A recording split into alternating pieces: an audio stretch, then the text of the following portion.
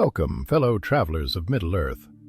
Today, we embark on a journey into the shadows of the Second Age, a time where power, ambition, and fate collide. Together, we'll delve into the origins of one of Tolkien's most enigmatic and terrifying creations, the Witch-King of Angmar. His story is one of tragedy and transformation, deeply rooted in the lore of Númenor and the machinations of Sauron. This video isn't just a retelling. It's a deep dive into his life before the Ring of Power claimed him. Drawing from Tolkien works like The Lord of the Rings, The Silmarillion, and even unfinished tales, we'll explore his rise from a mortal lord to the dread ringwraith we fear and loathe. Each step of his journey reveals not just his fall, but also the cost of power and the darkness that comes when ambition outweighs humanity. Stay with me as we uncover a forgotten legacy, ancient magics, and the sinister influence of Sauron. I promise you a tale rich in lore and detail, one that connects us back to the very fabric of Tolkien's world. And of course, this is an interactive journey. Share your thoughts in the comments below. Which part of the Witch King story fascinates you most? Is it his tragic past, his rise to power, or his ultimate corruption? Without further ado, let's step into the shadows and begin unraveling in the story of the Witch King. Now, let's start at the beginning, with the young lord who had no idea that his life would become a tale of terror and despair. In the early years of Middle-earth's Second Age, a young lord inherited a legacy steeped in honor but veiled in sorrow. His family's castle, an imposing fortress south of Angmar, stood as a sentinel among jagged peaks. This was not merely a home. It was a symbol of resilience, a stronghold against the ever-looming chaos of the northern lands. Yet despite its grandeur, the castle held secrets as cold and shadowed as its stone walls. Orphaned at a tender age, the young lord faced a world of burdens before he could even understand the weight of them. His parents' deaths were shrouded in mystery, whispered about in hushed tones by the castle's inhabitants. Was it sickness? Treachery? The truth was lost, buried alongside their bodies, leaving their son not just alone, but thrust into responsibilities far beyond his years. While other children ran free in sunlit meadows, he navigated the cold corridors of leadership, his boyhood dreams sacrificed to duty. He was Númenórean by blood, descended from a proud lineage of warriors and kings. But where his ancestors' paths were paved with valor, his seemed littered with shadows. The echoes of his heritage haunted him. Stories of power and conquest filled the castle library. He often spent sleepless nights poring over tomes of history, imagining the lives of the heroes who came before him. Yet, with each page he turned, his isolation deepened, and the weight of expectations grew heavier. The Lord's fascination with his lineage soon turned into an obsession. He saw his ancestors as more than just forebears. They became ideals to emulate, destinies to reclaim. If they had carved their names into the annals of Middle-earth, why couldn't he? This hunger for greatness was not born of arrogance, but of longing, a desire to belong, to prove himself worthy of the legacy he had inherited. But greatness comes at a price. His relentless pursuit of knowledge began to alienate him from the people he was sworn to protect. To his subjects, he was distant and enigmatic, a figure they revered but could not truly understand. To himself, He was a boy trying to fill shoes far too large, struggling to reconcile the man he wanted to become with the child he still was. As the years passed, the young lord's solitude became his greatest companion. Alone in his castle, surrounded by echoes of the past, he began to forge a path that would lead him into the annals of history, not as a hero, but as a harbinger of dread. The young lord's early years were marked by a haunting silence. The loss of his parents left more than an empty seat at the dining table. It left a void in his life that nothing could fill. The halls of his ancestral home, once filled with laughter and light, now echoed only with whispers of his lineage and the weight of unspoken grief. Servants and advisors attended to his needs, but none could provide the comfort and guidance a boy craved. He was, for all intents and purposes, utterly alone. Despite his isolation, the Lord showed an uncanny resilience. Even as a child, he carried himself with a maturity beyond his years, born from necessity rather than choice. He took to studying the laws of his land, learning not just the duties of governance, but also the art of survival in a world that seemed poised to consume him. Yet behind the stoic facade, he remained a boy, mourning the loss of a mother's touch and a father's wisdom. The mystery surrounding his parents' deaths became an obsession. Whispers of betrayal and dark magic were woven into the fabric of castle gossip, but no definitive answers ever surfaced. This lack of closure gnawed at him, planting seeds of mistrust that would grow into thorns over time. He began to see the world not as a place of wonder, but as a battleground where loyalty was fleeting and danger lurked in every shadow. His childhood offered little reprieve. The responsibilities of lordship weighed heavily on him, and, though he shouldered them admirably, they robbed him of innocence. While other boys learned to ride horses or play games, he learned to read treaties, balance ledgers, and listen to the veiled warnings of advisors.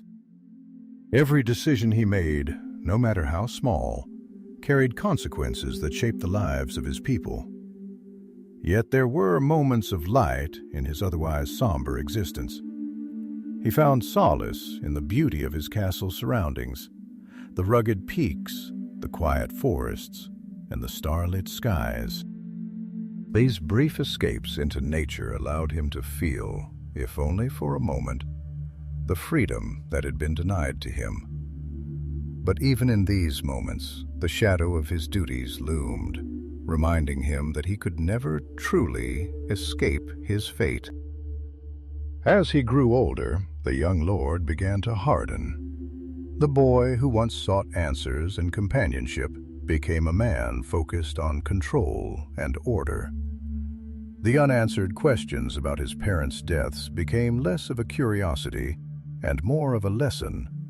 Trust no one. Rely only on yourself. It was this mindset that would later open the door to the darkness that awaited him as he sought power, not just to protect his realm, but to shield himself from the vulnerabilities of his own humanity. Amid the weight of his responsibilities, the young lord discovered a refuge in the pursuit of knowledge. Within the vast library of his ancestral castle, he unearthed tomes and scrolls chronicling the history of Middle-earth, tales of the valorous Númenóreans and the rise and fall of empires. This was his sanctuary, a place where the pressures of governance gave way to a world of endless possibilities. For hours, sometimes days, he would lose himself in the words of those who came before, seeking wisdom and solace in the pages. His fascination with history was not merely academic. The Lord felt a deep connection to his Númenórean lineage, a bloodline that traced back to the mightiest of men blessed by the Valar. These ancestors had once been the epitome of strength and wisdom, bridging the mortal and divine. To him, their legacy was not just a story, it was a promise, a standard he was determined to uphold, even as the world around him seemed intent on pulling him away from that path. Yet this pursuit of knowledge was not without its darker edges. The tales of his forebears, while inspiring, often spoke of ambition and conquest, of power sought at any cost. He began to see these qualities not as flaws, but as necessary tools for greatness. In his eyes, the ends justified the means, and he yearned to carve his own name into the annals of history, no matter the price.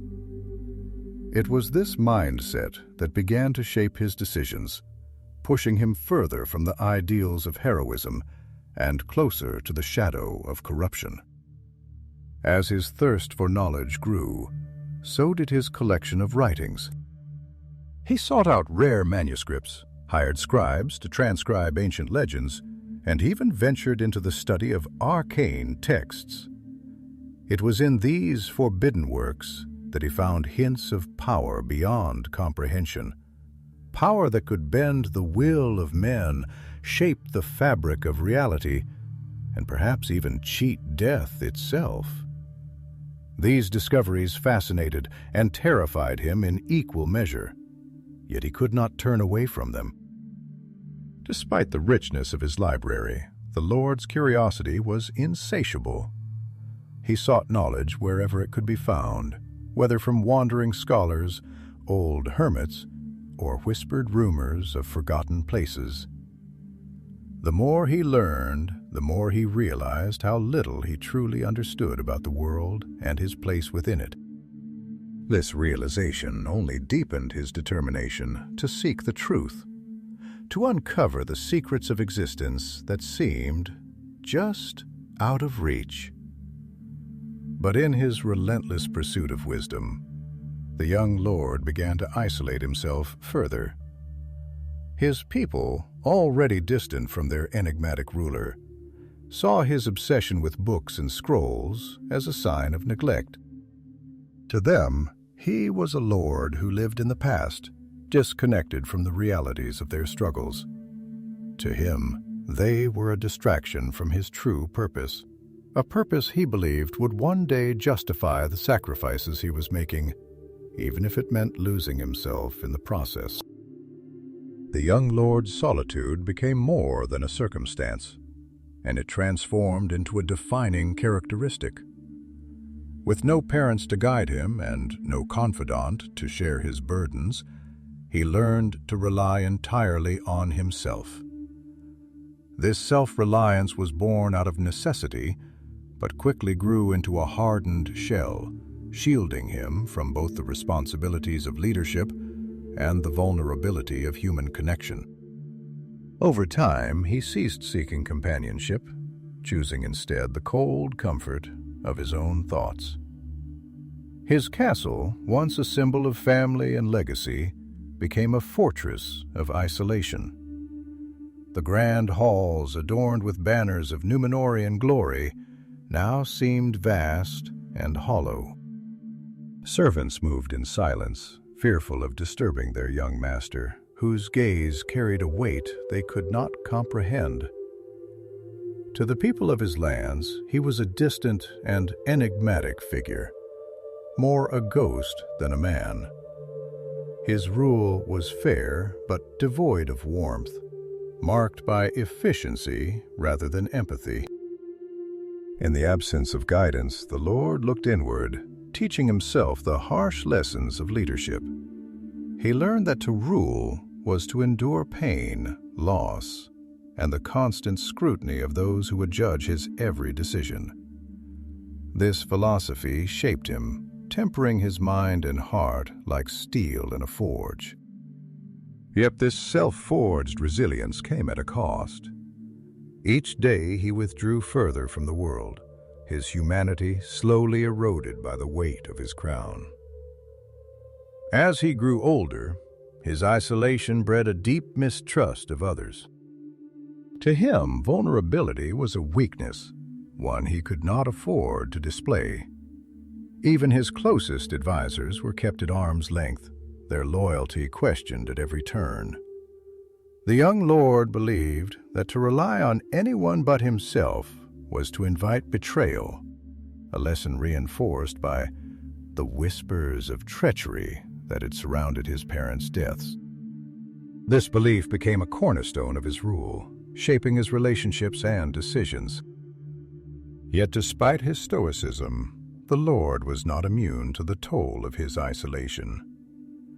At night, when the castle was silent and the weight of the day's burdens pressed upon him, he often found himself haunted by memories of his parents and the childhood he had lost.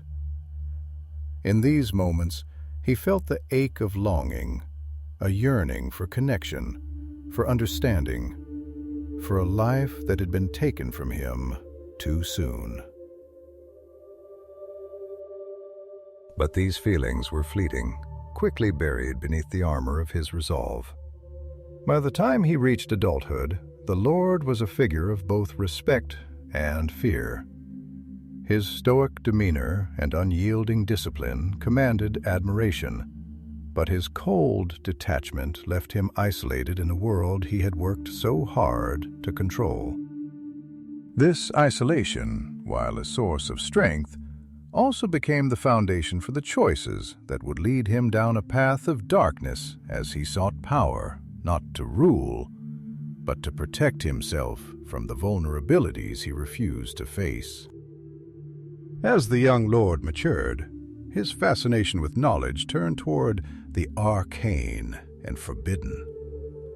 No longer content with the histories of Middle-earth or the feats of his Númenórean ancestors, he began to delve into darker, more dangerous subjects, those shrouded in mystery and whispered about in fear.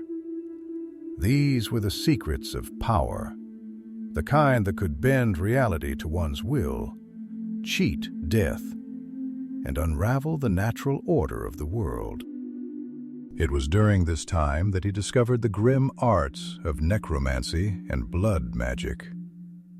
Initially, these studies were born from curiosity, an innocent desire to understand the forces that governed life and death. But as he delved deeper, the allure of these forbidden practices consumed him. He began to see them not just as tools, but as a means to achieve greatness, a way to transcend his mortal limits and secure his legacy in the annals of eternity. The castle's cold stone walls became the backdrop for his experiments, each one more ambitious and more horrifying than the last. The young lord sought answers to questions no man had dared to ask, using whatever means necessary to find them. Prisoners, drifters, and those he deemed expendable were dragged into his chambers, their screams echoing through the corridors as he conducted his ghastly trials. To him, their suffering was a necessary price for the knowledge he craved.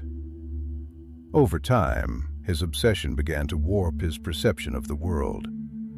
Where he once saw duty and responsibility, he now saw limitations and obstacles. The needs of his people became secondary to his pursuit of power.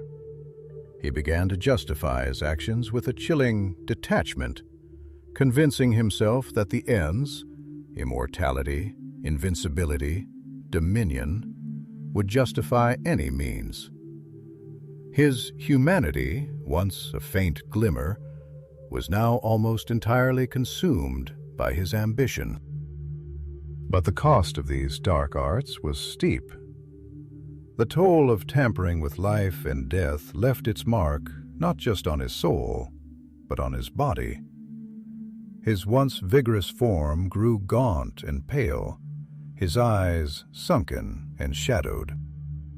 Whispers among his servants spoke of a curse, a darkness that clung to their lord like a shroud. To those who saw him, he seemed less a man and more a specter, a haunting reflection of what he had become.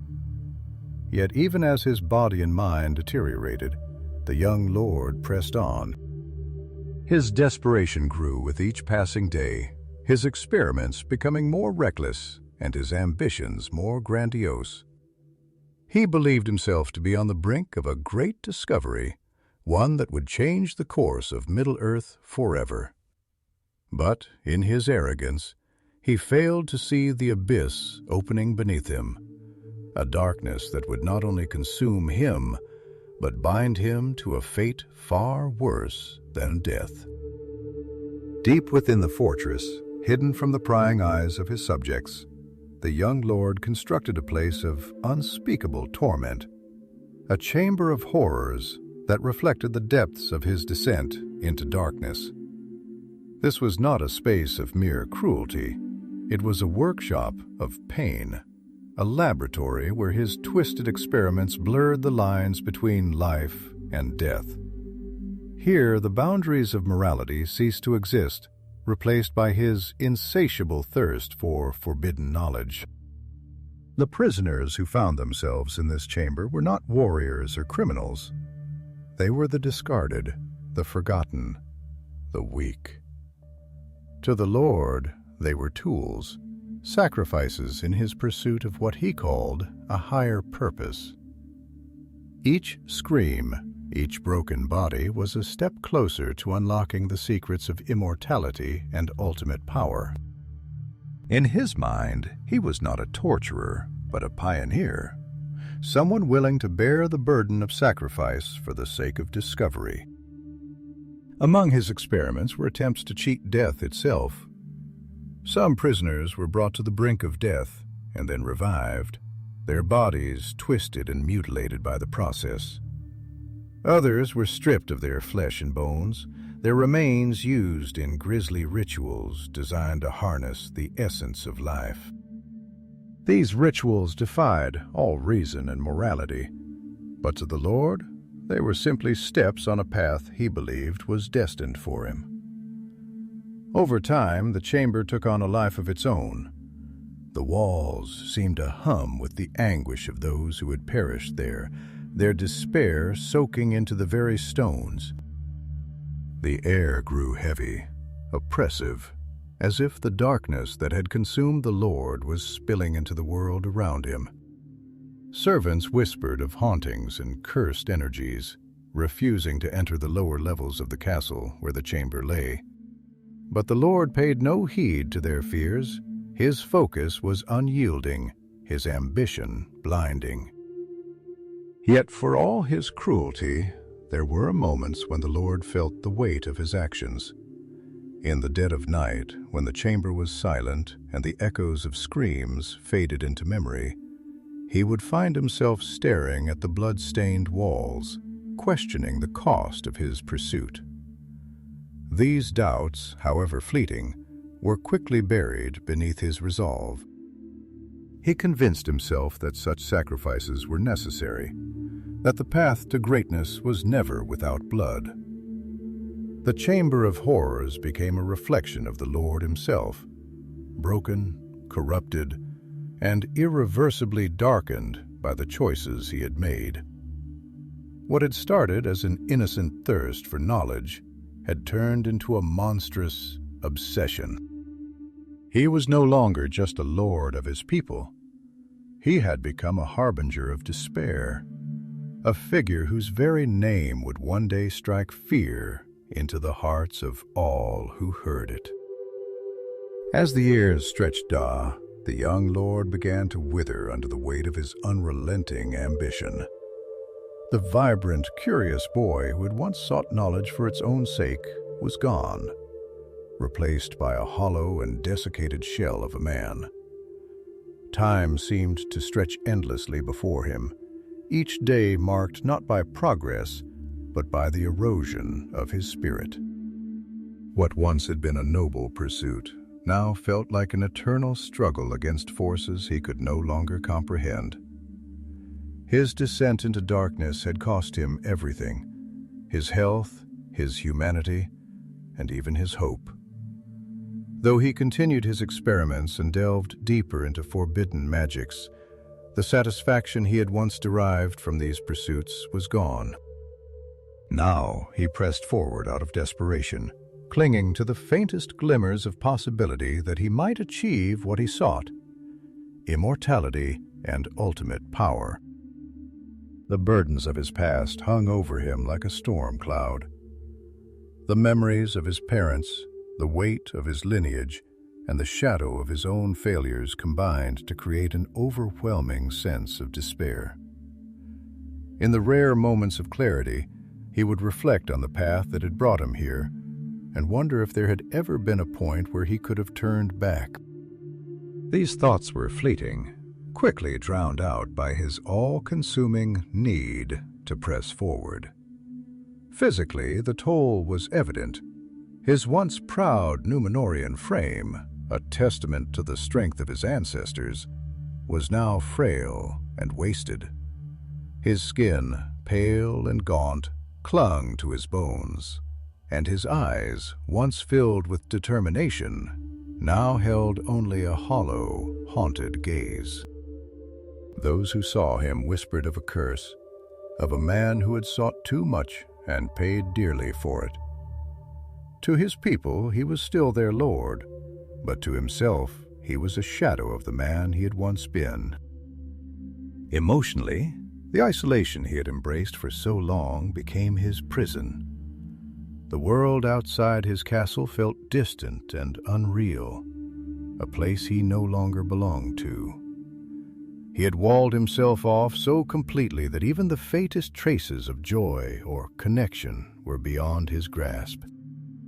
His heart, once capable of yearning and longing, had turned to stone, unyielding and cold. He had become a man consumed by his own darkness. In this state of despair, the Lord began to realize the true cost of his ambition. The power he had sought so desperately now felt like an unreachable dream, and the sacrifices he had made weighed heavily on his soul. Yet even in the face of this realization, he could not stop. He was too far gone, bound to the path he had chosen, and unable to see any way out but forward. This was the beginning of his final descent, a journey that would end not in glory, but in eternal servitude to a power far greater than his own. In the darkest depths of his despair, when the weight of his failures seemed insurmountable, the young lord's path crossed with that of Sauron, the Dark Lord of Middle-earth.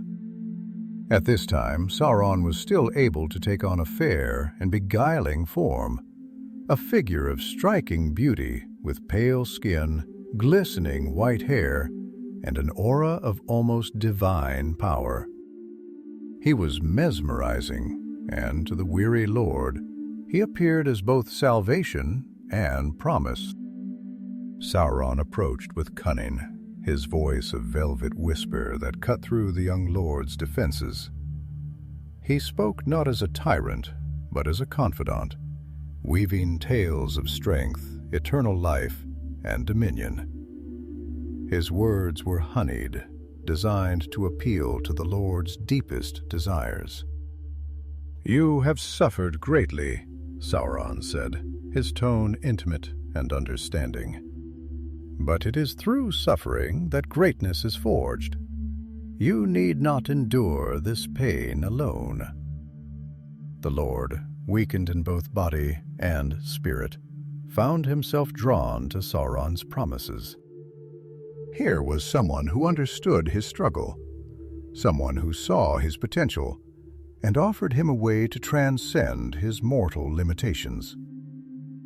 For a man who had spent his life seeking power and knowledge, the allure of Sauron's words was irresistible.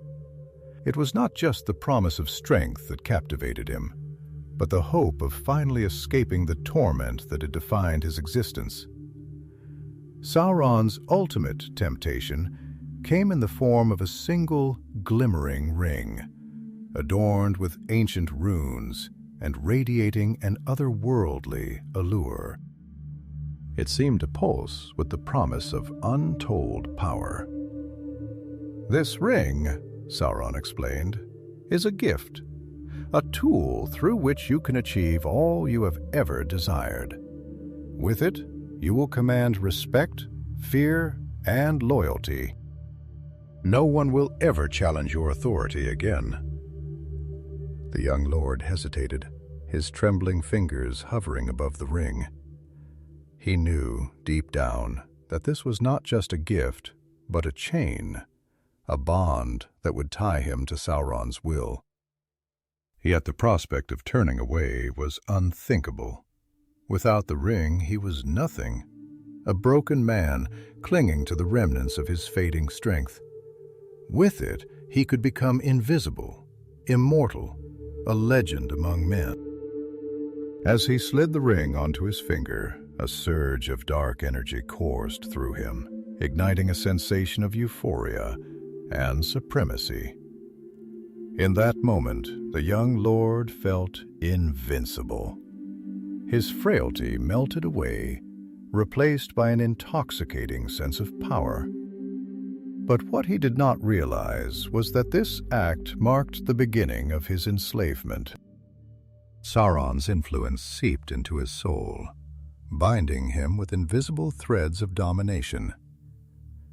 The Lord's transformation was immediate, but incomplete. Though he felt stronger, more alive, he was unaware of the full cost of his choice. The ring was not just a tool of power, it was a vessel of corruption, an extension of Sauron's will.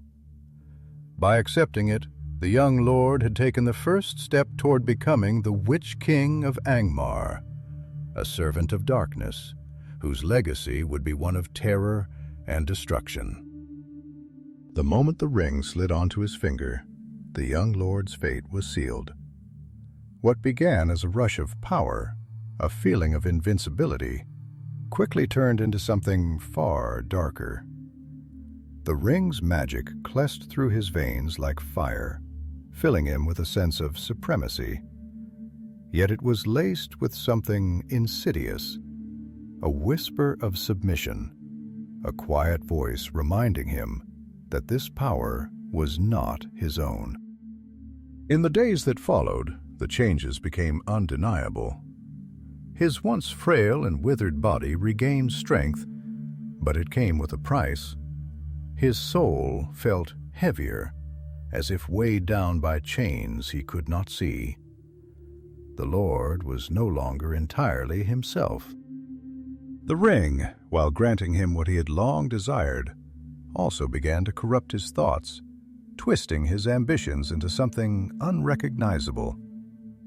Under Sauron's subtle guidance, the Lord embraced his newfound power. He wielded it with a ferocity that terrified those around him. Where once he had been a distant and enigmatic ruler, he now became a force of fear and domination. His subjects, though loyal, began to whisper of a darkness that clung to their lord, another worldly presence that set him apart from the world of men. Despite his growing strength, the Lord could not shake the feeling that he was no longer in control. The ring's influence was subtle at first, nudging him toward decisions that served not his will, but Sauron's. The young lord told himself that he was still the master of his fate, but deep down he knew he was bound to something far greater and far more malevolent than himself. The bond between the ring and its bearer grew stronger with each passing day. The Lord's connection to Sauron became almost tangible, a thread of power that tied him directly to the Dark Lord's will. He could feel Sauron's presence not as a distant force, but as an intimate and omnipresent shadow guiding his every step. The Lord began to lose his sense of self, his thoughts and desires blending with those of his master. By the time the full extent of his servitude became clear, it was too late to turn back. The young lord who had once sought to carve his own destiny was now shackled to the will of Sauron. He had become a tool, a weapon to be wielded in the Dark Lord's quest for domination over Middle-earth. Though his power had grown immeasurably, it was no longer his own. He was no longer a man, but a servant of darkness, and his journey to becoming the Witch-King of Angmar was nearly complete. Thus the tale of the young lord reaches its inevitable turning point. A man of Númenórean heritage, burdened by a tragic past, consumed by ambition, and ultimately bound to the will of Sauron. His transformation from an orphaned ruler to the Witch-King of Angmar is one of the darkest chapters in the history of Middle-earth. It is a story that warns of the perils of unchecked desire and the price of power when it comes at the cost of one's soul. But his tale doesn't end here. As the Witch-King, he becomes the leader of the Nazgûl, Sauron's most loyal and feared servants. His influence spreads terror across Middle-earth, from the wars of Angar to the siege of Minas Tirith. He is no longer the young lord who sought greatness, but a shadow of malice bound eternally to his master's will. If you enjoyed this exploration of the Witch-King's origins, don't forget to like this video and subscribe for more deep dives into Tolkien's world. From the glory of Númenor to the rise of Sauron, there's always more to uncover in the vast lore of Middle-earth. Together, let's continue to honor the legacy of J.R.R. Tolkien and keep his stories alive for generations to come. Until next time, may the stars of Arendelle guide your way, and may the wisdom of Gandalf inspire your path. Farewell, my friends, and remember, even the smallest person can change the course of the future.